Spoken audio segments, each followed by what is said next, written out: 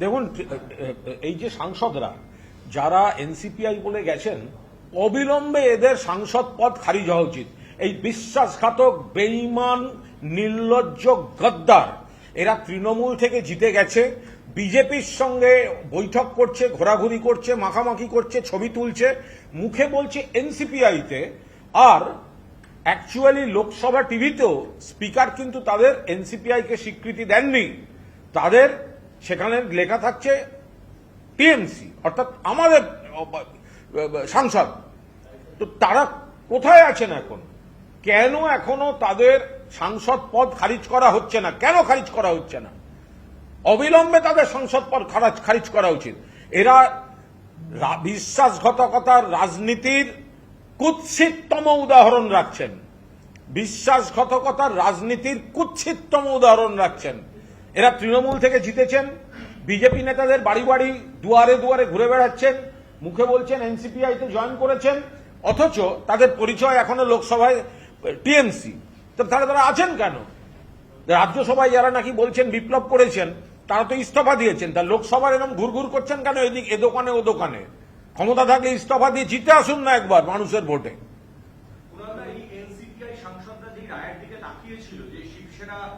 থেকে একনাথ শিন্ডে গতকাল ছিল, কিন্তু যেটা লোকসভার তরফ থেকে সচিবালয় বা স্পিকারের তরফ থেকে আইনজীবী ছিল না, যার ফলে তার রায়ে ঝুলে রইল। এবং এই 20 জনের লোকসভার যে সমস্ত ভোটার এবং নাগরিক আছেন তারা জেনে রাখুন, এরা বকলমে কিন্তু বিজেপি করছে, বিজেপির দালালি করছে। বলছে এনসিপিআই আমরা এনডিএ শরিক। বিজেপি কত বড় একটা দেউলিয়া দল, যে দলটা কোনো স্বীকৃতি পায়নি, যাদের সাংসদদের এখন স্পিকারকে এআইটিসির সাংসদ বলতে হচ্ছে, তারা কি করে এনডিএর বৈঠকে যেতে পারে? আর তারা যদি এই স্ট্যাটাসে এনডিএর বৈঠকে যান, তাহলে তৃণমূল সাংসদ হিসেবে তাদের সাংসদ পদ খারিজ হচ্ছে না কেন? এটা তো স্রেফ বিজেপির আশীর্বাদে, বিজেপির দয়ায়, বিজেপির স্পন্সরশিপে, বিজেপির পায়ে ধরে টিকে আছে এরা।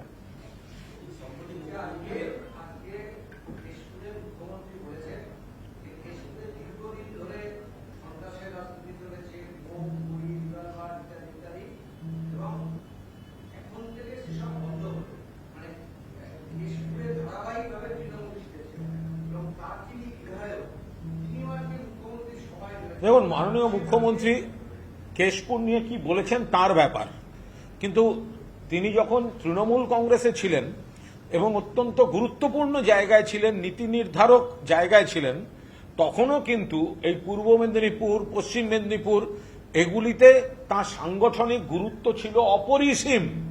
তিনি কখনো মন্ত্রী ছিলেন, কখনো তিনি সাংসদ ছিলেন, কখনো তিনি দলের শীর্ষ নেতৃত্বের অন্যতম ছিলেন। আবার যদি আপনি নির্দিষ্টভাবে কেশপুর বলেন, তাহলে কেশপুরের বিধায়ক তো এখন ভালো তৃণমূল সেজে ওখানে রয়েছে।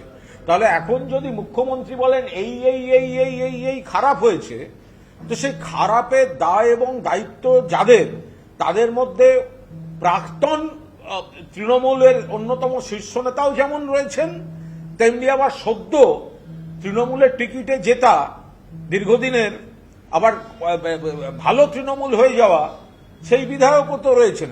তাহলে কোথায় থুতু ফেলছেন? থুতু আকাশে ফেললে তো নিজের মুখে পড়বে।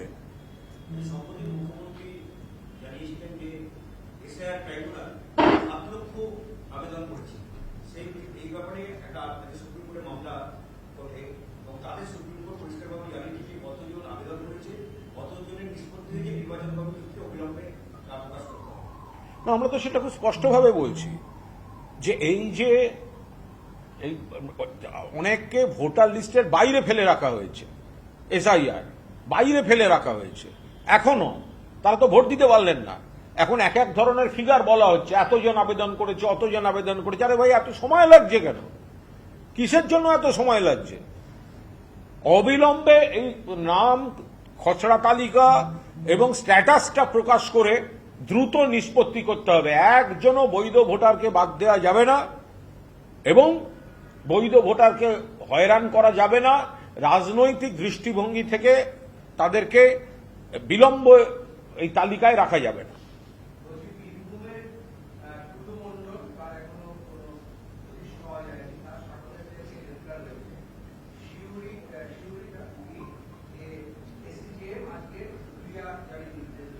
এটা প্রশাসনিক ব্যাপার।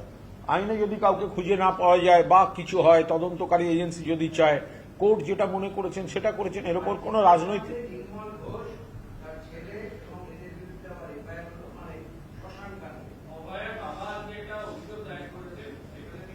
দেখুন, অভয়া কাণ্ডে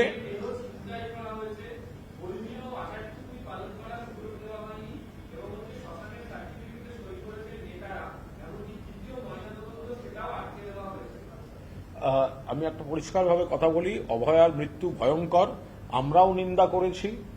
24 ঘন্টার মধ্যে মূল দোষীকে মমতা বন্দ্যোপাধ্যায় পুলিশ গ্রেফতার করেছে। তারপরে ওনারাই বলেছিলেন সিবিআই চাই, হাইকোর্ট সিবিআই দিয়েছিলেন, সিবিআই তদন্ত করেছে। সিবিআই কাদের? সিবিআই তো কেন্দ্রের। তো সিবিআই সমস্ত দিক খতিয়ে দেখে এখনো পর্যন্ত যে কলকাতা পুলিশের তদন্ত ঠিক ছিল। তো এখন যদি বিজেপি তাদের যা রাজনৈতিক ন্যারেটিভ ছিল, সেই রাজনৈতিক ন্যারেটিভ দিয়ে যদি তারা কিছু দেখাবার চেষ্টা করে, এবং তারা যাদের যাদের টার্গেট করছিল তাদেরকে যতক্ষণ না কোনো না কেসে ফাঁসানো হয়, ততক্ষণ নানা ফরম্যাটে পুলিশ থেকে সিবিআইতে গেল, সিবিআই থেকে আবার পুলিশে, আবার নতুন মামলা। তো সিবিআই কি করছিল? শুধু তাই নয়, 3টি কোর্ট গোটা জিনিসটা মনিটর করেছে। 1 ট্রায়াল কোর্ট, 2 মহামান্য হাইকোর্ট, 3 মহামান্য সুপ্রিম কোর্ট। সেখানে সব পক্ষের সবাই বসেছেন। আমরা অভয়ার মৃত্যু ভয়ঙ্কর, নিন্দা করছি, দোষীর কঠোরতম শাস্তি দাবি করি। 2, আমরা নিশ্চিতভাবে তার পরিবারের প্রতি সম্মান এবং সহানুভূতি দেখাই, কিন্তু তারা এতবার এতভাবে তারা বয়ান চেঞ্জ করেছেন যে তারা সেই জায়গাটায় দাঁড়িয়ে গোটা বিষয়টার প্রতি এটা পুরোটাই রাজনীতিতে চলে যাচ্ছে কিনা, বা রাজনৈতিক ন্যারেটিভ, আমার যার উপর বক্তব্য ছিল, আমার যাকে প্রতিদ্বন্দ্বী মনে হয়েছে, আমার যার উপর রাগ ছিল, এমন একটা কিছু করবেন না। আমার বক্তব্য, যদি এই দাহ কার্য নিয়ে কোনো অন্যায় কিছু থাকে, নিশ্চয়ই সিবিআই সেটা খোঁজ নিত। এমন কিছু করবেন না, এরপরে না বিপদে পড়া পরিবারকে পাড়া প্রতিবেশীরা সাহায্য করতে যেতে ভয় পাবে, এমন কিছু করবেন না। যে একটা পরিবারের মর্মান্তিক কিছু হয়েছে, সাধারণত কি হয়, আমরা ছুটে যাই, চলুন এটা তাড়াতাড়ি করা হোক, চলুন ওটা এই করা হোক, যেটা তদন্তের মতো হোক। কিন্তু এমন কিছু করবেন না যে বিপন্ন পরিবারের তাদের পাশে দাঁড়ানো পাড়া প্রতিবেশী জনপ্রতিনিধি, এবারে ভবিষ্যতে তারা কাউকে না বিপদে পড়লে সাহায্য করতে যাবে না। আরে একের পর এক, এটা একের পর এক নানা ধরনের অভিযোগ আসছে। রেখা পাত্র বিধায়ক, তিনি নাকি বাড়ি দখল করে রেখেছেন। কেশবানন্দ মহারাজ তিনি অভিযোগ করছেন বাড়ি ভাড়া দেননি, অথচ বাগান টাগান সব নিয়ে বিরাট ব্যাপার, সেটাকে দখল করে রেখেছেন রেখা পাত্র, বাড়ি ভাড়া দিচ্ছেন না। মুখ্যমন্ত্রী জনতার দরবারে গিয়ে হাজির হচ্ছেন। তো হচ্ছে কি? তা আপনারা যখন কোনো একটা অন্য কর্মসূচি দেখান, কেন অমুক কর্মসূচি হয়েছে, অমুক জায়গায় ঘরের ভাড়া দেয়া হয়নি, তো এবার রেখা পাত্র যে ঘরের বাড়ি ভাড়া দেননি, আর সেটা যিনি বলছেন তিনিও একজন গেরুয়াধারী সন্ন্যাসী, কেশবানন্দ মহারাজ। তো এরা করছেটা কি? আবার উলুবেড়িয়ার ওদিকে দেখলাম যে বিজেপির এক রাষ্ট্রমন্ত্রীকে বিজেপি নেতারাই চ্যালেঞ্জ করছেন যে কুখ্যাত কন্ট্রাক্টরদের সঙ্গে কেন ঘুরছেন, কেন সঙ্গে থাকবে, কেন খেতে যাবেন তার সঙ্গে। এটা হচ্ছেটা কি? যে চারপাশে যা যা ঘটছে 2-3 মাসের মধ্যে, একদিকে ভয়ঙ্কর তোলাবাজি, অন্যদিকে সব খারাপ খারাপ অভিযোগ। তো এইগুলোর জন্য তো শ্রমিক ভট্টাচার্য থেকে অনেকে কড়া সতর্কবার্তা দিচ্ছেন, কিন্তু কে শোনে কার কথা?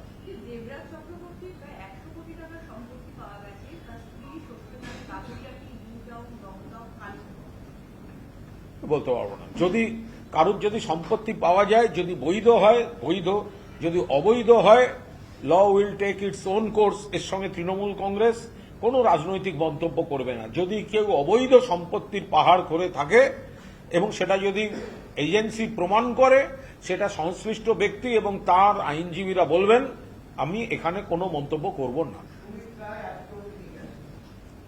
যাতায়াতের রাস্তায় পড়েছে গেছেন, বললাম যাতায়াতের রাস্তায় পড়েছে গেছেন। আমি সুমিত রায় নিয়ে কোনো মন্তব্য করব না। 26 সালের যে চাকরিহারা শিক্ষক তাদের 31শে আগস্টে তাদের মেয়াদ শেষ হতে চলছে, যে সুপ্রিম কোর্টের নির্দেশ রয়েছে, কোনো বিতর্কের তাদের আশঙ্কা, সরকার এখনো পর্যন্ত অন্তত আনুষ্ঠানিকভাবে কোনো পদক্ষেপের কথা ঘোষণা করে। দেখুন, 26,000 যে শিক্ষক, তাদের পরিবারগুলির উদ্বেগের কথা আমরা অনুভব করতে পারছি। এখন আন্দোলনের সময় অনেকে অনেক কথা বলেছিল যে আমরা ক্ষমতায় এলে আমাদের আনুন, আমরা এই সমস্যার এই সমাধান করব, ওএমআর সিট তার ভিত্তিতে, ওএমআর সিটের ভিত্তিতে আমরা এই করব, ওই করব, তাই করব। তা এখন তো তারা ক্ষমতায় আছেন, সে তো দেখতে দেখতে 2 মাস 3 মাসের গল্প হয়ে গেল। তো এখন যা কথা দিয়েছিলেন, তো কথাগুলো তো রাখতে হবে। 450 টাকার গ্যাস, পেট্রোল, ডিজেলের উপর থেকে শেষ তুলে নেওয়া, কোনোটাই হয়নি। এখন এই 26,000 শিক্ষককে যা যা প্রতিশ্রুতি দেওয়া ছিল যে আমরা এলে আপনাদের এই ব্যবস্থা করব, তো তারা তো এখন ক্ষমতায় এসছেন এবং সেই আশা নিয়ে এই শিক্ষক এবং তার পরিবাররাও হয়তো ভোট দিয়েছেন। তাহলে এখন তো তাদের কথা রাখা উচিত।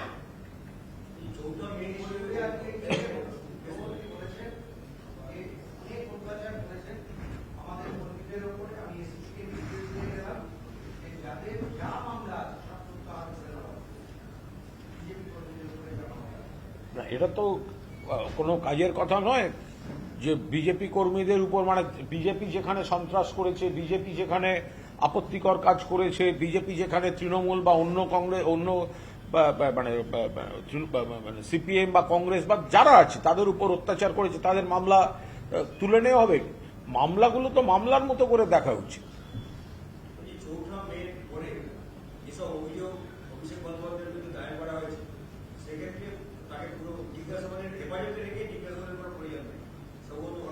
আমি আবার বলি, এটা আইন এবং কোর্টের ব্যাপার, আমি আলাদা করে কোনো মন্তব্য করব না। কিন্তু আমরা বারবার বলেছি যে এই ধরনের মামলাগুলির মেরিট নিয়ে আমরা কোনো কথা বলবো না, কারণ জানি না।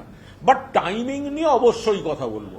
যে হঠাৎ নির্বাচনী ফলের পর তৃণমূল কংগ্রেস ক্ষমতায় নেই, এই সময় হঠাৎ কোনো ব্যক্তিকে টার্গেট করে, সেটা বড় নেতা তিনি হতে পারেন, আবার পাড়ার তৃণমূল কর্মী বা নেতারা হতে পারেন, এই সময় যে মামলা মোকদ্দমা পুলিশি অভিযানের হিড়িক পড়ছে, এই টাইমিং বলে দিচ্ছে এটা রাজনৈতিক উদ্দেশ্য প্রণোদিত। মেরিট নিয়ে আমরা কোনো মন্তব্য করব না।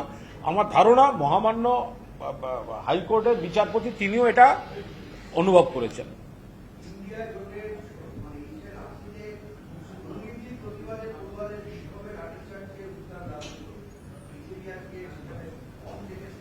তো বিজেপি ওখানে বন্ধ রাখছে, আর দিল্লিতে নিটের পর যেগুলো হয়েছিল তা বিজেপি বন্ধ রাখার কে?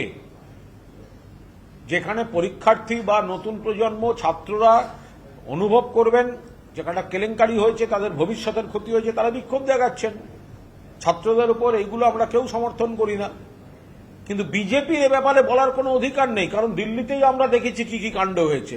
এবং শুধু ছাত্র নয়, কৃষকদের উপর হয়েছে, মহিলা কুস্তিগীরদের উপর হয়েছে, পরে ছাত্রদের আন্দোলনের দমন পীড়ন কিভাবে হয়েছে। মানে সেই বিজেপি যেন বড় বড় কথা না বলতে হয়।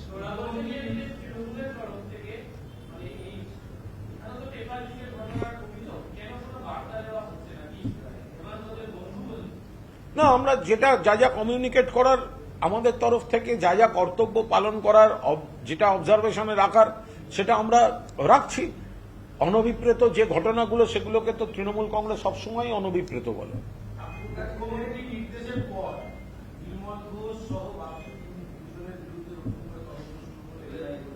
তুই একটু দেরিতে এসেছিস।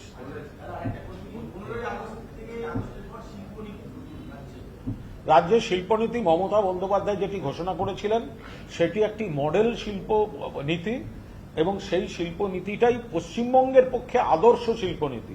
যে কারণে বড় শিল্প থেকে, বহুজাতিক সংস্থা থেকে তারা এবং ক্ষুদ্র কুটির শিল্প পর্যন্ত সমস্ত ধরনের শিল্পপতিরা লগ্নি পশ্চিমবঙ্গে গত 5 বছরে বা এই সময়টায় ব্যাপকভাবে হয়েছে। একদিকে কৃষকরা সুরক্ষিত, অন্যদিকে শিল্পায়ন হচ্ছে। যে ভারসাম্যটা বামফ্রন্টের সময় চলে গেছিল, নষ্ট হয়েছিল, কৃষক, ক্ষেতমজুর, কৃষি জমি রক্ষা বিপন্ন হয়েছিল, সেটাকে প্রোটেক্ট করে তৎকালীন মুখ্যমন্ত্রী, প্রাক্তন মুখ্যমন্ত্রী মমতা বন্দ্যোপাধ্যায় যে ব্যালেন্স শিল্পনীতি ঘোষণা করেছেন, সেটাই মডেল শিল্পনীতি। তার রেজাল্ট পুরোটাই পাওয়া যাচ্ছে, যেখানে গোটা দেশে শিল্পে রুগ্নতা, নরেন্দ্র মোদীর সরকার শিল্পে অর্থনীতিতে মানুষের উপর চাপ পড়ছে ভরাডুবি, সেখানে বিজেপি আবার কি শিল্পনীতি দেখাবে? কলকাতায় শহরে আরো একজন অ্যারেস্ট, পরেশপাড়ের ঘনিষ্ঠ আরো একজন অ্যারেস্ট কাকুকাশিতে বিশ্বজিৎপুরের মামলা, মধ্যপ্রদেশ থেকে অ্যারেস্ট কাকুকাশি। কি নাম?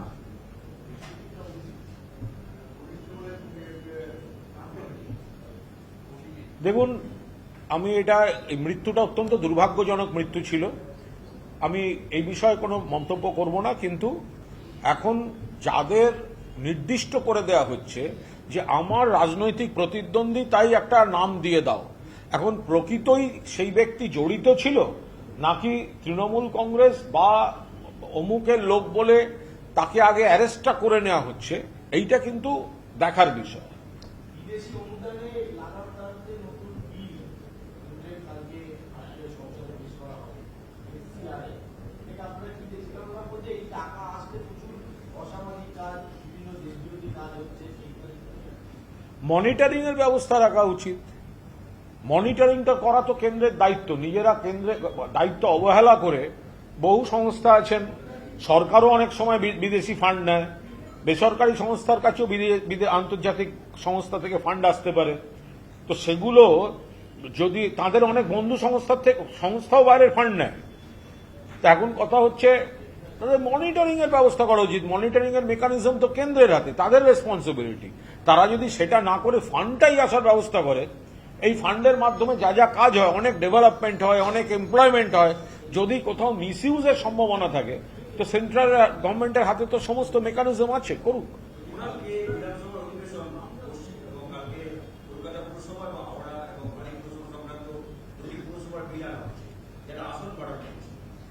আমাদের পরিষ্কার বক্তব্য, ডিলিমিটেশন ঠিক কতটা ডিলিমিটেশন হওয়া উচিত, কিভাবে হওয়া উচিত, সেটা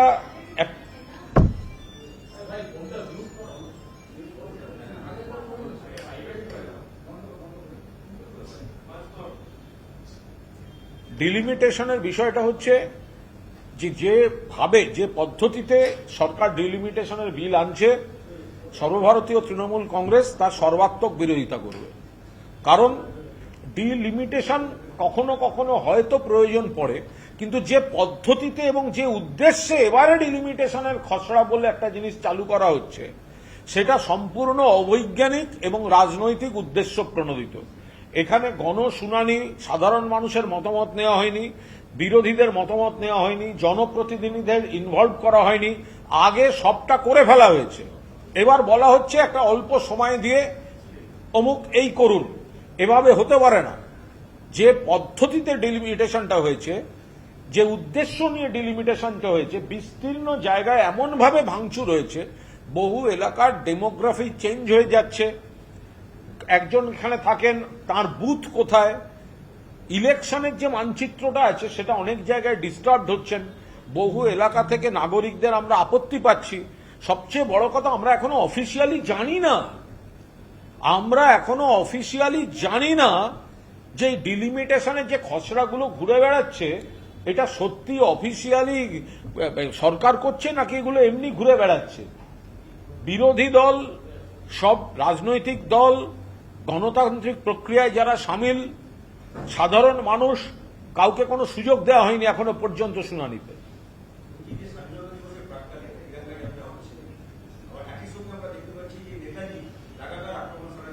আমরা তীব্র নিন্দা করছি। নেতাজি সুভাষচন্দ্র বসুকে যেভাবে লাগাতার অপমান করে চলেছেন বিজেপির এক ব্যক্তি, এবং বিজেপির ভেতর থেকে তাকে কোনোভাবে প্রতিবাদ করা হচ্ছে না, নিন্দা করা হচ্ছে না, সেন্সার করা হচ্ছে না। বাংলার বুকে দাঁড়িয়ে, ভারতবর্ষের বুকে দাঁড়িয়ে নেতাজি সুভাষচন্দ্র বসুকে যেভাবে কুৎসিতভাবে আক্রমণ করা হচ্ছে, অসম্মান করা হচ্ছে, সর্বভারতীয় তৃণমূল কংগ্রেস এবং তাদের নেত্রী মমতা বন্দ্যোপাধ্যায় তার তীব্র তীব্র তীব্র নিন্দা করছেন। আমরা এর বিরোধিতা করছি। বিজেপি অবিলম্বে তাদের লোকজনকে থামাক, সেন্সার করুক। বাংলার মাটিতে দাঁড়িয়ে নেতাজি সুভাষচন্দ্র বসুকে এইভাবে লাগাম ছাড়া অপমান যারা করে যাচ্ছেন, এটা হতে পারে না। হ্যাঁ, হ্যালো।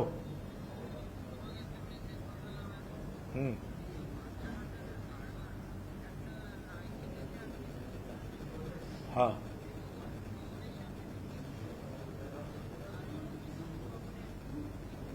হ্যাঁ শুনেছি, সেটা শুনেছি।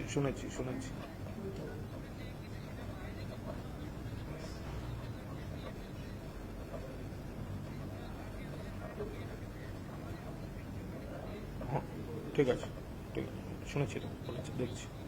হুম হুম, ঠিক আছে, ওকে ওকে, এক্ষুনি দেখে নিচ্ছি। ওকে ওকে ওকে ওকে ওকে, ঠিক আছে, ওকে ওকে ওকে।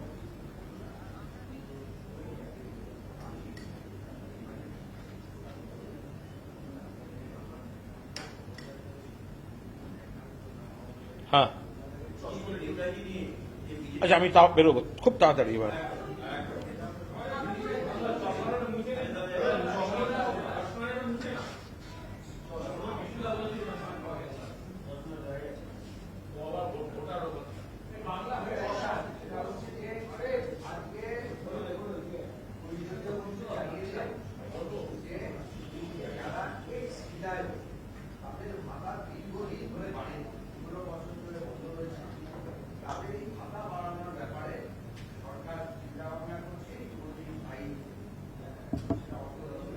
এটা ভালো ভালো ভালো সিদ্ধান্ত। যারা প্রাক্তন বিধায়ক, যারা দীর্ঘদিন ধরে বিধানসভায় ছিলেন, এই মুহূর্তে তারা হয়তো বিধায়ক নন, তাদের যদি ভাতা বাড়ানো হয়, কারণ তাদের মধ্যে অনেকেই, মানে সবাই তো আর বিরাট অর্থকড়ি আছে এরকম ব্যাপার নয়, অনেকে রাজনীতিটার উপরই, সমাজসেবার উপরই দাঁড়িয়ে, সামাজিক কাজকর্মের উপর দাঁড়িয়ে ছিলেন। ফলে তাদের যদি বেতন বা ভাতা বাড়ানো হয়, মানে পেনশন বা ওই যেটা হয়, সেটা ঠিক আছে, সময় উপযোগী। বলতে পারবো না,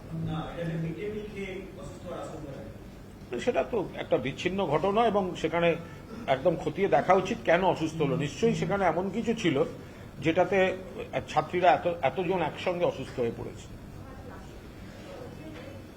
না, আমি একদম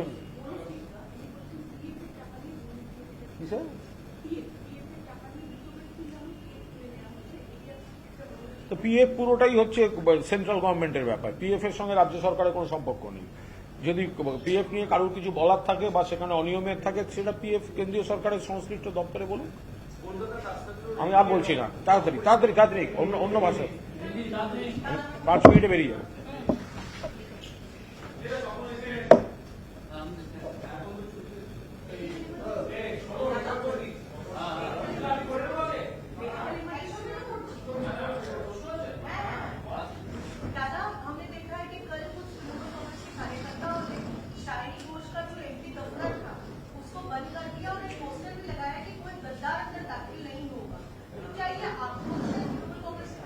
नहीं देखिए, वो तो बोल रहे हैं हम लोग एनसीपीआई तक चला गया है, तो एनसीपीआई में चला गया है, तो वो पार्टी ऑफिस तो तृणमूल वर्कर का लोगों का है, तृणमूल का है, ममता दीदी का फॉलोअर का है, तो वहां पर साइनी घोष का नेम प्लेट या पिक्चर रहने का कोई मतलब ही नहीं है। देखिए, इस बारे में सुदीप बंदोपाध्याय वो बहुत बहुत मैच्योर्ड है, जो अगर किसी दिन ऐसा सिचुएशन ना हो, इसीलिए 16 इयर्स वो प्रेसिडेंट है, अभी तक कोई पार्टी ऑफिस ही नहीं किया। तो मैच्योर्ड पॉलिटिक्स है ना, हमको बार बार बदल करना पड़ेगा, तो वार्कर लोगों ने थोड़ा गुस्से में आ जाए, इसीलिए वो डिस्ट्रिक्ट पार्टी ऑफिस ही नहीं किया डिस्ट्रिक्ट प्रेसिडेंट ने।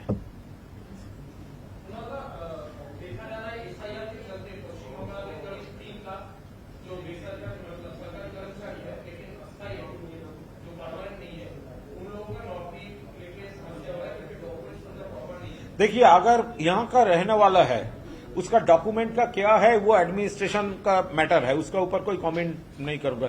लेकिन अगर वो जेन्युइन इंडियन है, यहाँ का रेसिडेंट है और जेन्युइन इंडियन है, उसको नौकरी खतरे में नहीं आना चाहिए। और उसका कोई हैरासमेंट भी नहीं है। अगर किसी डॉक्यूमेंट की इरेगुलरिटीज है तो वो एडमिनिस्ट्रेशन को देखना चाहिए। एक भी जेन्युइन सिटीजन को वो नौकरी नहीं जाना चाहिए।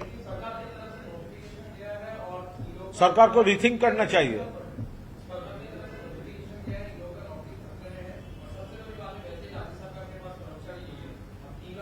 नहीं, ये गवर्नमेंट को रिकॉन्सिडर करना चाहिए, देखना चाहिए ये कौन जेन्युइन है या नहीं है। अगर जेन्युइन यहाँ का है, उसका डॉक्यूमेंट में क्या इधर उधर हो, वो तो एडमिनिस्ट्रेशन का मैटर है, लेकिन वो बहुत सेंसिटिव इशू है और रिस्पॉन्सिबिलिटी लेकर इसको देखना है। ये हमारा जो डिलिमिटेशन है, जिस प्रोसेस में ये डिलिमिटेशन हुआ है, जो ड्राफ्ट, हम लोग के पास कोई खबर ही नहीं है, हम लोग नहीं जानता है कुछ, कोई पब्लिक हियरिंग नहीं है, पब्लिक रिप्रेजेंटेटिव कोई कुछ नहीं जानता। तो अभी जिस तरह वो लोग कर रहे हैं, ये पॉलिटिकली मोटिवेटेड वे से कुछ कर रहा है, इसमें डेमोग्राफी चेंज हो रहा है, बहुत सारा कुछ चेंज हो रहा है। तो इसीलिए ये हम लोग पूरा ऑल इंडिया तृणमूल कांग्रेस इसको अपोज करेंगे।